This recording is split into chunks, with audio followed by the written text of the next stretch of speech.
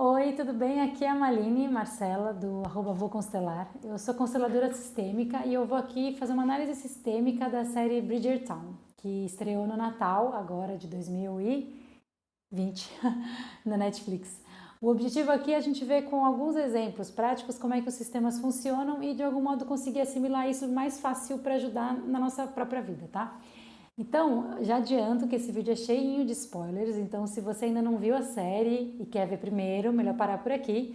Mas se você quer, nem vai ver a série ou não se importa, eu vou dar uma explicaçãozinha sobre a história, então vai dar para assistir o vídeo sem também conhecer a série, tá bom? Então vamos lá. A gente vai começar com o Simon, né?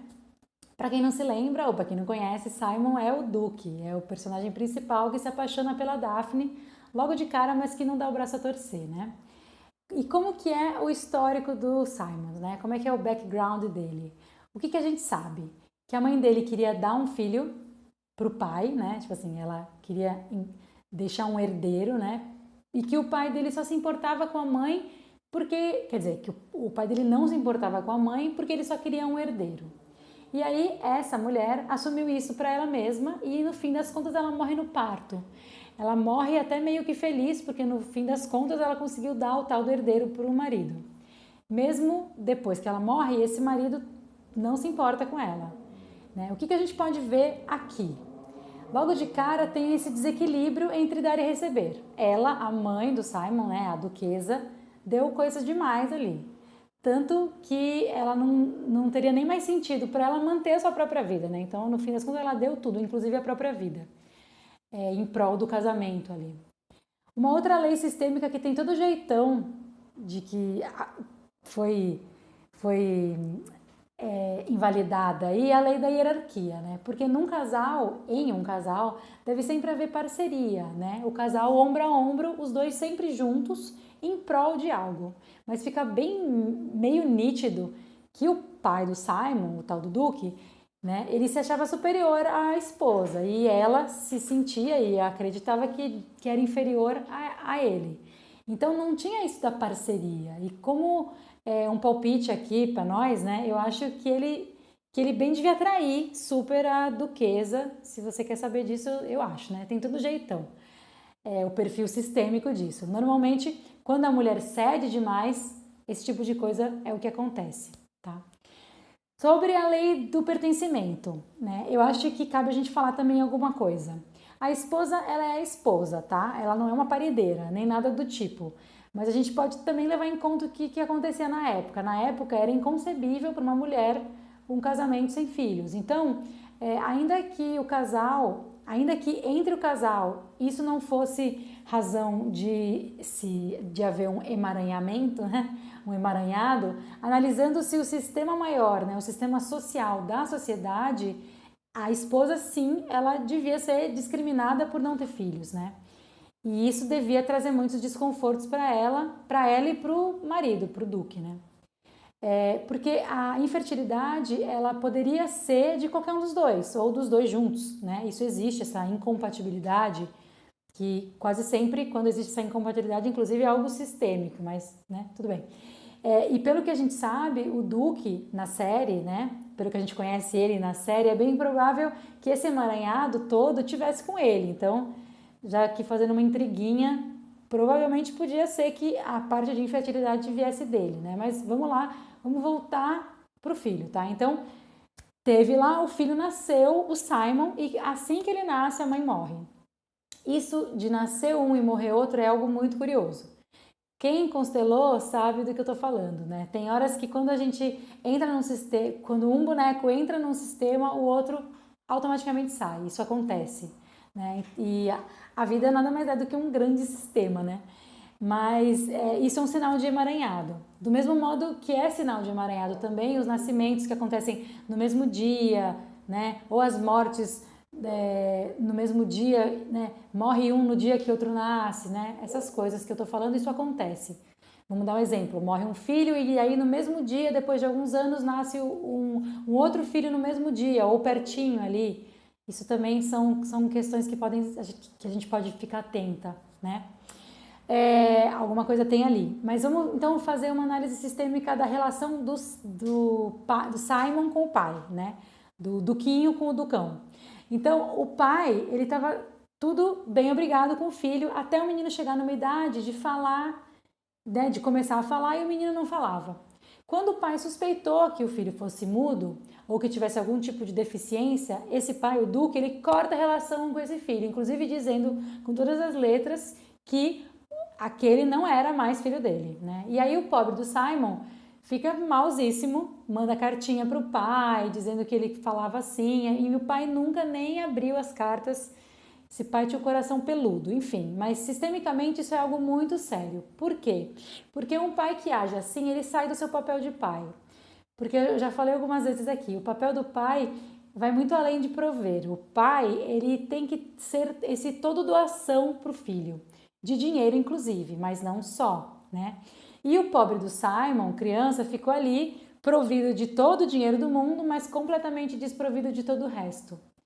Né? Ele já não tinha mãe, quer dizer, tinha mãe, mas a mãe tinha falecido, né?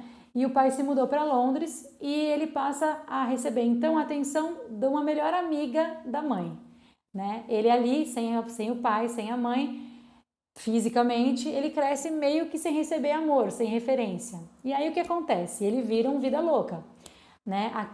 Aqui vale fazer essa observação de que o Simon sempre teve o dinheiro. O dinheiro é vinculado à mãe, né? Então a relação dele com a mãe sempre foi boa, mesmo ele não tendo conhecido a mãe. Ele tinha a mãe como mãe e recebia esse carinho, né? Tinha esse carinho e, consequentemente, sistemicamente, esse vínculo de mãe com dinheiro rolava. Mas ele não tinha trabalho, ele não tinha emprego, ele era um bom vivant, né? Daqueles que só gastam o dinheiro em balada e com, né, pessoas, enfim, relacionamentos pagos, né? E sistemicamente o trabalho é o pai. O pai é a forma como a gente se expressa profissionalmente. Então aqui fica bem claro também que o Simon, ele não tinha tomado o pai dele, né? Aliás, muito pelo contrário, nesses anos todos ele só nutriu ódio e julgamento por esse pai, né?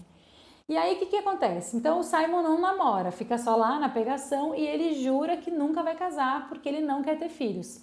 Ele não quer dar esse gostinho de continuar o ducado, não queria dar esse gostinho para o pai porque ele sabia que esse era o desejo do pai dele, continuar, né? Tanto é que o pai, né, lembra que a mãe dele morreu para dar para o pai o tal do herdeiro que ele tanto queria. Então o Simon, no leito de morte do pai, ele esfrega na cara do pai, ó, aqui você não se cria não, né? A sua linhagem vai morrer comigo.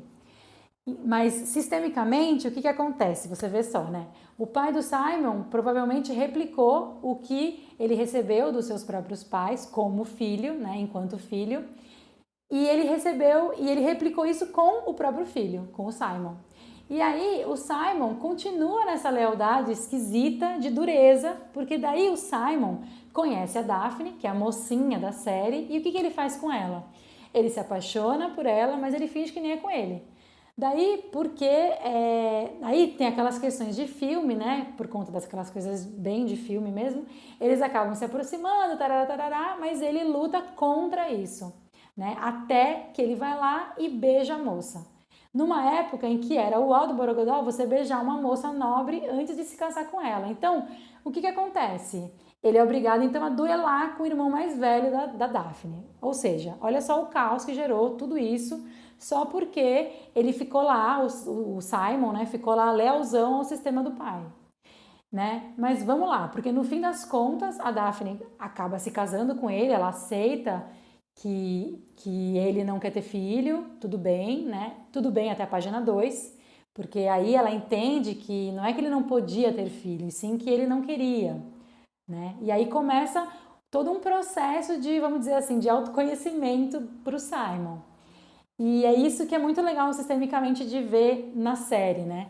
Quando uma situação se repete muitas e muitas vezes, a gente pode achar que tá tudo bem, que é coincidência, que a gente é azarado, enfim, mas não, né? Tem sempre aquele alguém próximo da gente, no caso do Simon, ele tinha um amigo boxeador dele, né, que falava as verdades ali, e a própria esposa, Daphne, que lançou a braba para ele, mandou a real e ele minimamente acordou. Tanto é que ele assume o seu cargo de duque, né? Ele passa a ajudar as pessoas, ele se torna um bom líder. Então, fazendo esse paralelo, né, com o trabalho do seu pai, então ali ele começa a trabalhar. O Simon, né, já estava na hora de começar a trabalhar, então ele retoma esse lado, né, e de quebra, aí vem um super spoiler, ele aceita ter um filho com a Daphne. Filho esse que, aliás, nasce no fim do último episódio da primeira temporada, nasce tudo bem, vivo, tudo ótimo, né, a história não se repetiu. Então, eu acho que assim, com relação ao Simon, as análises sistêmicas, eu acho que é meio isso. Eu vou dividir para não ficar cansativo e no próximo vídeo eu falo sobre os outros personagens, tá? Então, 10 minutos. Compartilha aí com suas amigas fãs do Simon e me diz o que você achou e vamos lá, eu tô adorando. Muitos beijos e tchau!